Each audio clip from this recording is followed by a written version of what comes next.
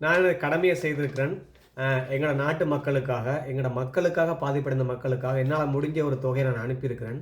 ஆனா தொகை எவ்வளவுன்னு நான் சொல்ல விரும்ப இல்ல.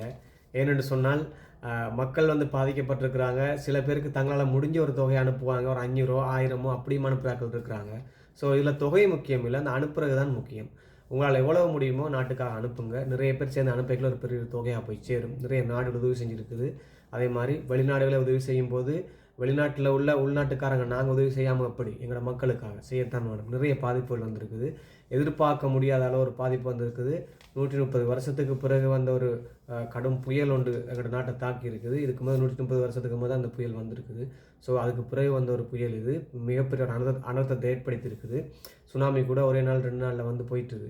ஆனா இது வந்து அதில் இழப்புகள் கூட இருந்தாலும், இது வந்து பொருளாதார ரீதியா உட்கட்டமைப்பு வசதிகள் எல்லாமே அழிஞ்சிருக்குது.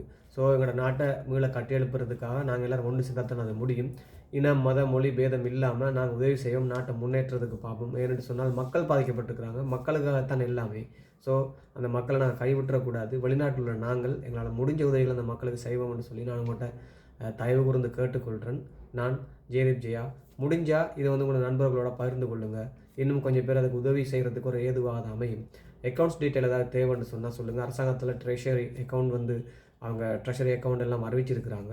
அந்த அக்கவுண்ட் டீட்டெயில்ஸ் இன்பாக்ஸ் பண்ணிங்கன்னா நான் அதை உங்களுக்கு தருவேன். மிக்க நன்றி. நான் ஜெயதீப் ஜெயா.